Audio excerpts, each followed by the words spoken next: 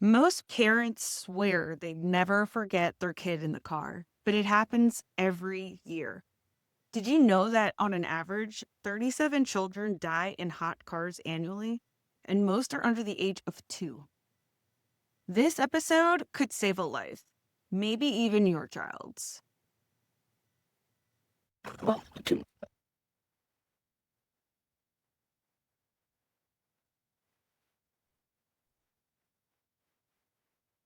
Most people would tell you that they would never forget their kid in their car.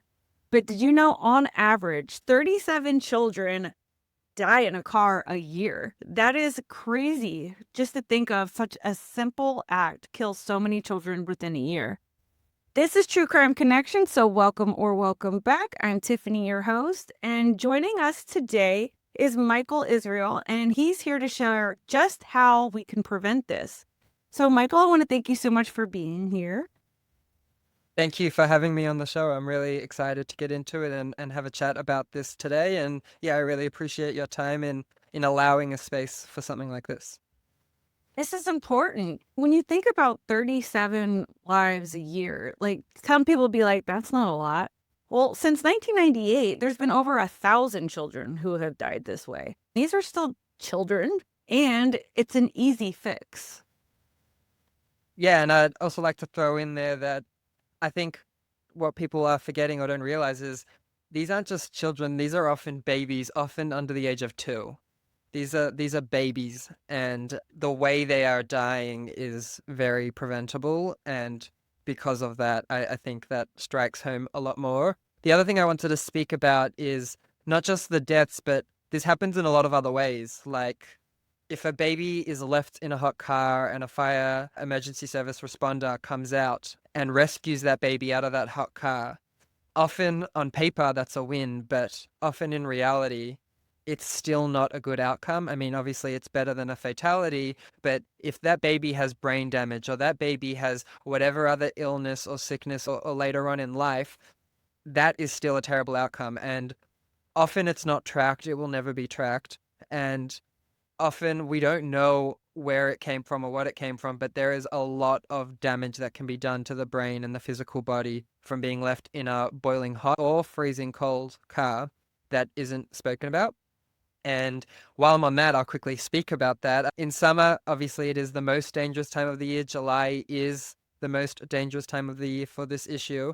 However, during the winter, it is also extremely dangerous. Last year in the States, we saw deaths in every single month of the year.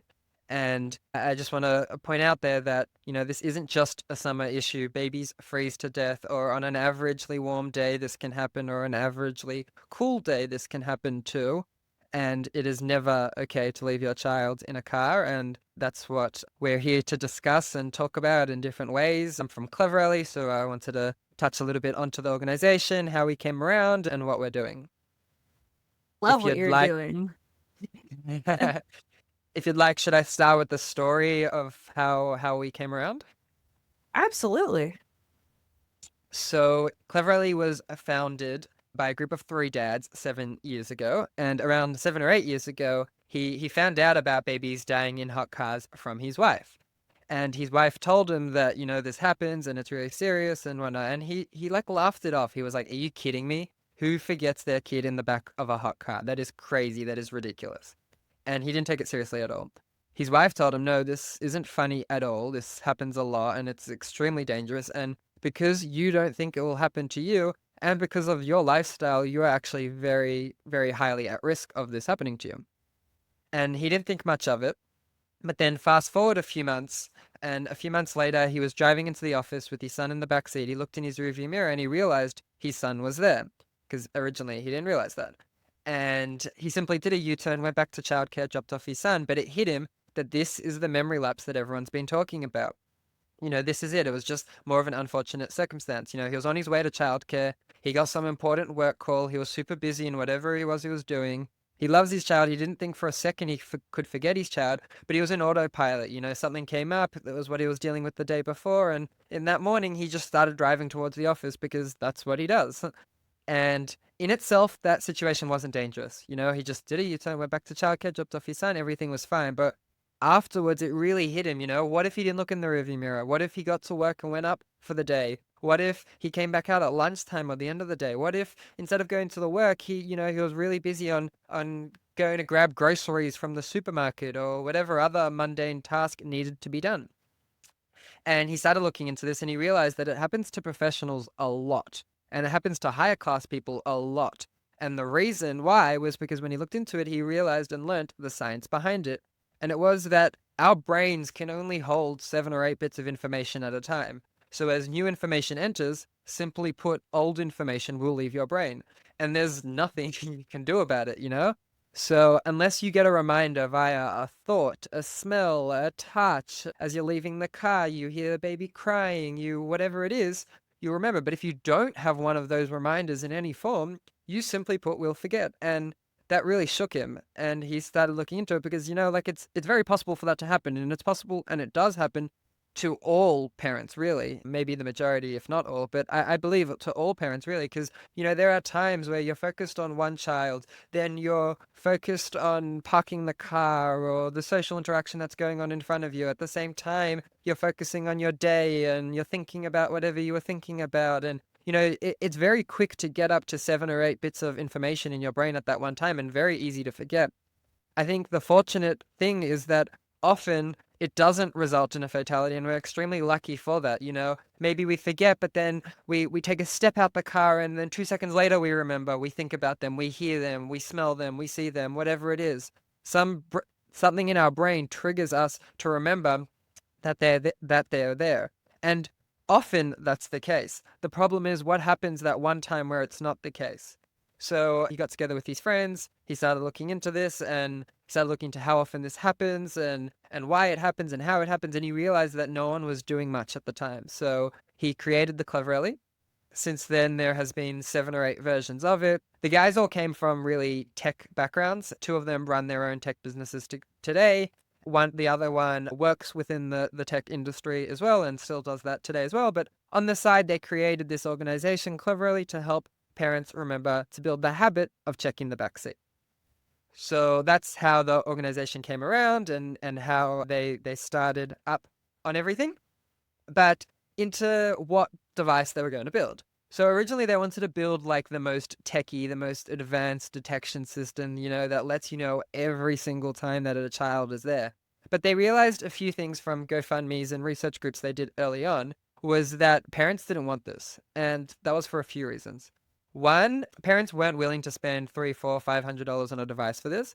It's not because they wouldn't spend $300, $400, $500 on a device to potentially save their child's life. It was that it's like an admittance of guilt. I need a $300, $400, $500 device to remind me my child's in the back seat when they already don't think it's going to happen to them. On that, like when we used to go to expos back in the day, people would laugh in our face. They'd call us stupid. They'd say this is ridiculous. They'd say, what has society come to? A lot of people were very angry that this happens and weren't willing to accept that this happens. Now when we go to expos, this stuff is in the media all the time. Everyone knows this stuff consistently happens every single year.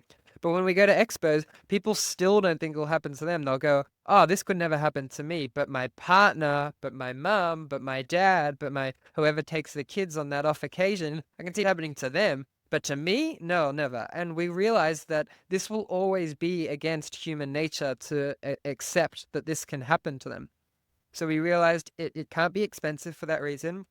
We tried to incorporate a second use case. So, you're not just buying this, you're buying a charger. And then with the charger comes this added little feature, even though that's the main functionality of the device. And then on top of that, the other thing we realized is that it needs to be simple. Parents told us they're not willing to go to a mechanic. They're not willing to get this device serviced. They're not willing to download, sign up accounts and do all these complicated things. So over the past years, we've just been making it more simple and more simple and more simple and more affordable and more affordable and more affordable in whichever ways we can do that. And we believe over the years that we've learned that we've really figured out what needs to be done to fix this issue, and that is to help parents build the habit of checking the back seat. We don't want to become reliant on the technology. These incidents often occur when there's a change in routine. So what happens if your car's at the mechanic? Or what happens if you're on vacation? Or what happens when, there is that change in routine? If you're relying on that technology, you're even less likely to remember because you think the tech has it covered. What happens if the batteries die? What happens if, it's just a faulty unit? That happens and we can't prevent that. No one can. So CleverElly is a tool to help you build the habit of always checking the back seat. So it simply put, it plugs into the socket outlet or the cigarette lighter, and then every single time you exit the vehicle, it outputs a randomized voice to check the back seat every single time you exit the car. And it is that simple. So, the installation takes a few seconds and then you don't do anything. You just plug it in and that's it.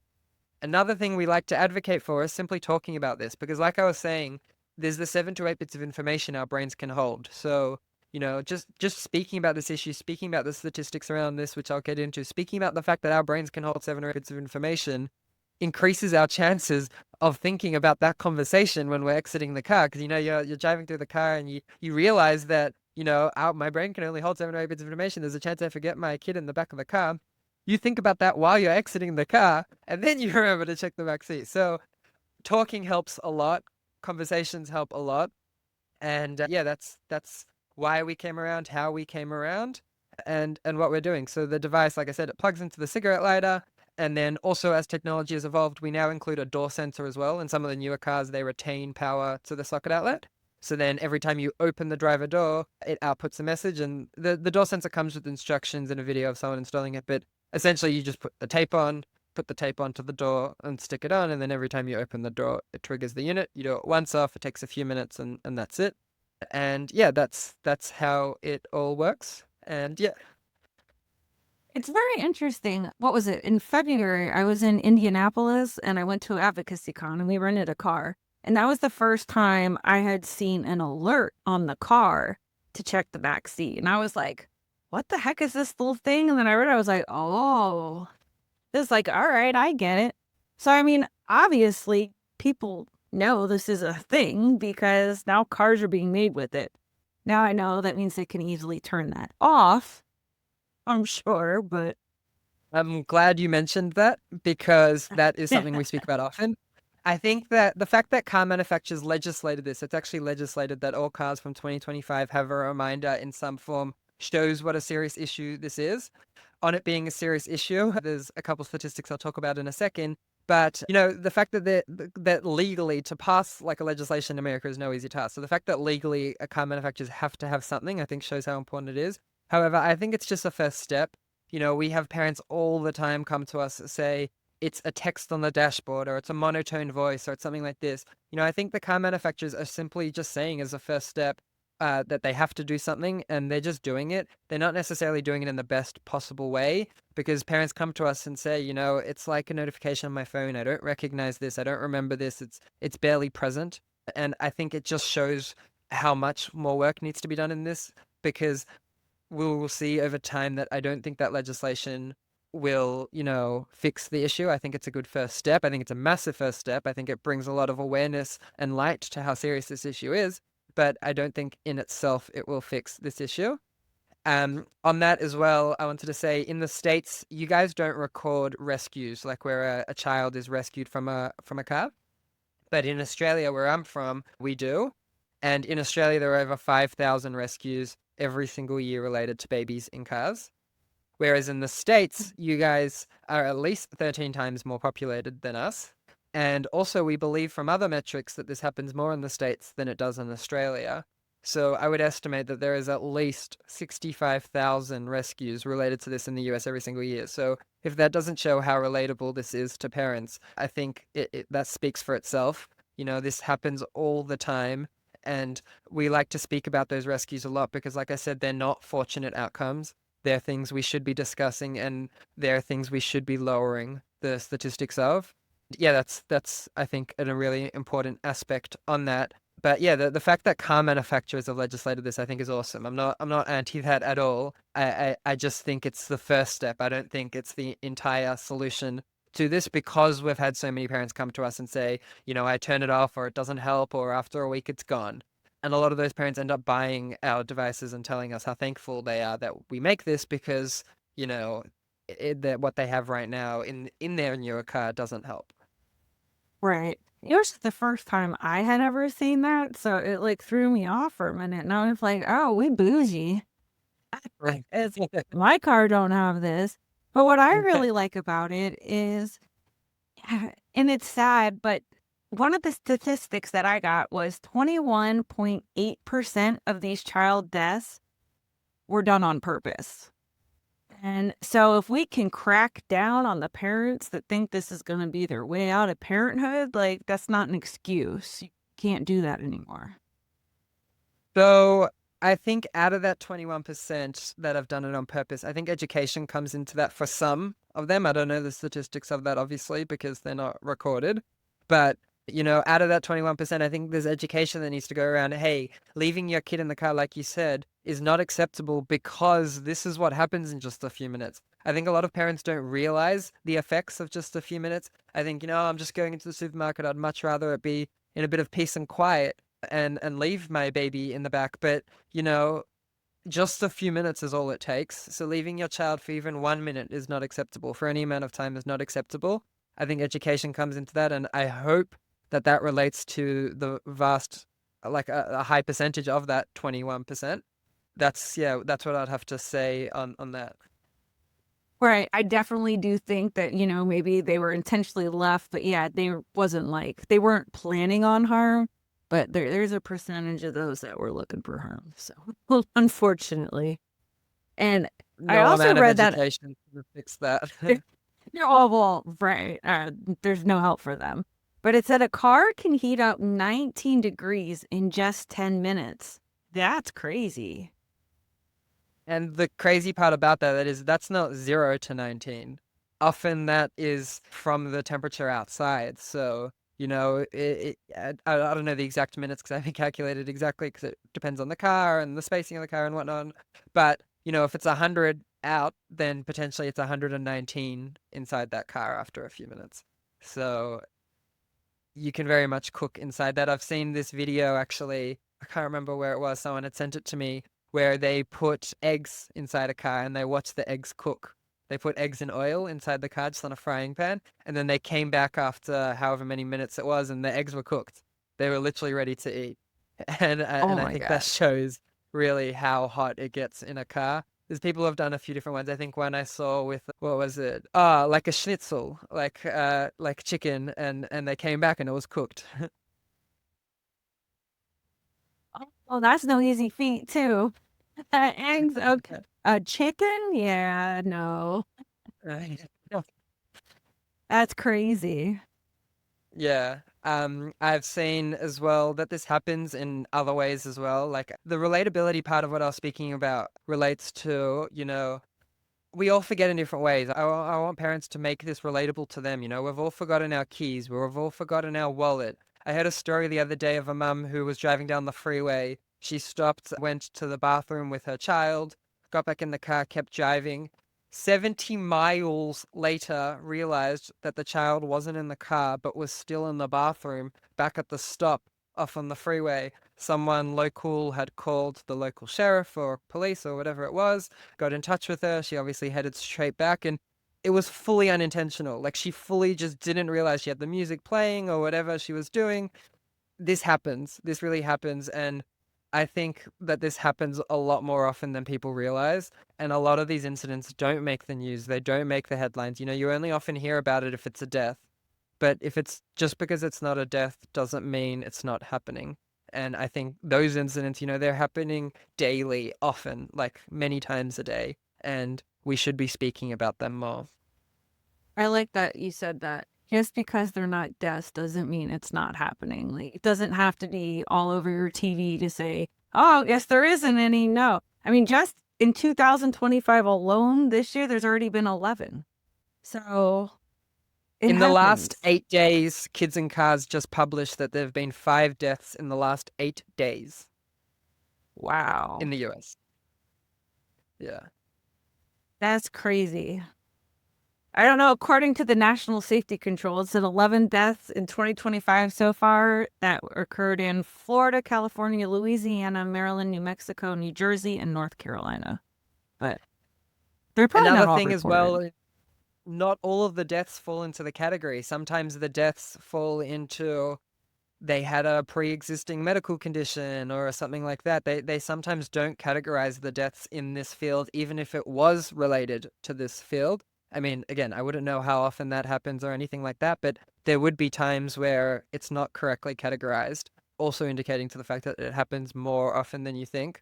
And I think as AI and technology becomes more involved in our lives, as we become more distracted than ever, that also is why we're seeing an increase. Over the last 8 years, there's been so much awareness and education around this, but the statistics have grown, not shrunk, and they are growing.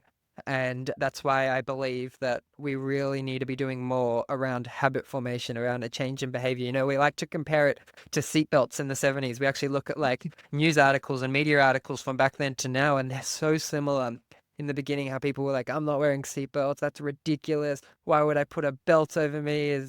And we compare it, but at the end of the day, it worked. Seatbelts fixed the issue. Yes, government intervened and created fines and whatnot for compliance, but people also realized and learned the statistics around it. There were people early days who, created a seatbelt in their own form. Cars were legislated to have it. Or, the second they came out, they were using those seatbelts straight away because they knew it helped. And those are kind of the people we're seeing today use CleverElly. Those are the people we're seeing today who have built habits around this, who are taking this seriously. But we really want to expedite the process of getting to the point where everyone